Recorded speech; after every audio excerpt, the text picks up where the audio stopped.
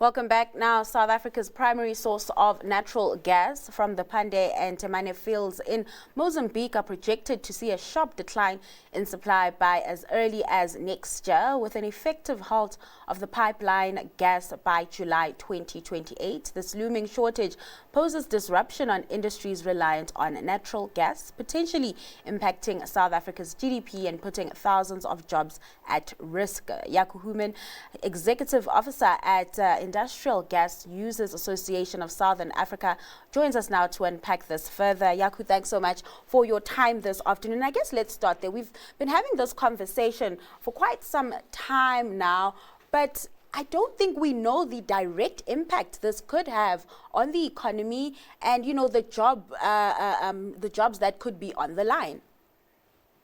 Correct, and the matter is serious, without a doubt. I mean, many of our industries, and I'm talking here about our primary industries, are heavily reliant on gas usage. Now, the gas cliff, as we frame it, is really a subject of the fact that the natural gas that we use from Mozambique, the resource is running out. And already Sasol, the main supplier, is already trying to intervene to keep gas flowing. So the natural decline of this will bring us to June 2028. And then from that point onwards, Sasol indicated that it may be in a position to carry us for a few months more. We're talking here a short period of about 24 months. Okay. In terms of synthetic gas.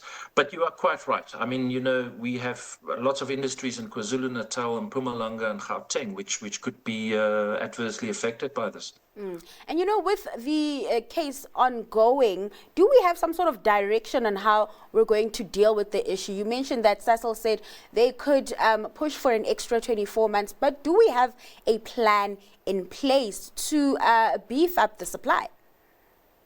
Industry has been hard at work over the last 24 months or so, really to drive a solution. We're talking here about a practical, transactional solution to find alternatives.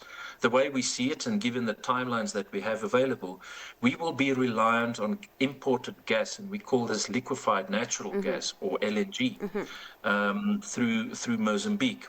Now, putting these transactions together are deeply complex. They require multi-stakeholder engagement, governments, private sectors, developers, lenders, and we have advanced commercially quite well in terms of creating the market platform for this.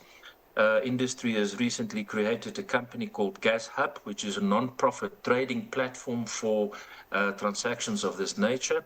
And it has advanced various commercial agreements with pipeline operators and potential suppliers upstream. What is missing, though, right now is the wrapping, as we call it, of this transaction in the form of guarantees, commercial and infrastructure type guarantees. And this is now where we have to engage with the government to see how the public and the private partnership can collaborate on this. And how has that been going then, Jacco? Have private sector and government really been engaging on this, especially when it comes to infrastructure, because you do mention the importing of LNG? It is important to note that this is infrastructure in the national interest. We simply have to build this infrastructure, to your point, in order to receive gas. The short answer to your question is not well. The engagement with government is not going well, and it has not gone well over the last 12 or 18 months to find a common solution and a collaborative platform for this. And it's there where we're now reaching out and pleading to the authorities to say, how do we deal with this at a transactional level? It's not about how we go about what is required, what is not required. It is really wrapping up this transaction. And there are a few protagonists in the story. The one, of course, is Eskom. The other one is Sasol, and the other one is industry.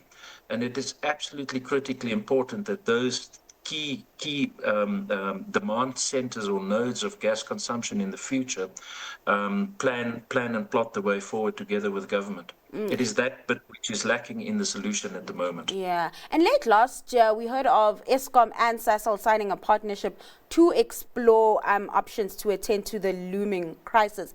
Does that provide some sort of comfort? It does, because what it does at a country level, it increases the demand for gas, which of course makes transactions much more attractive from an international investor and supplier perspective. However, we're not sure where it fits in the national solution. And that is key for us to at least coordinate these actions and initiatives.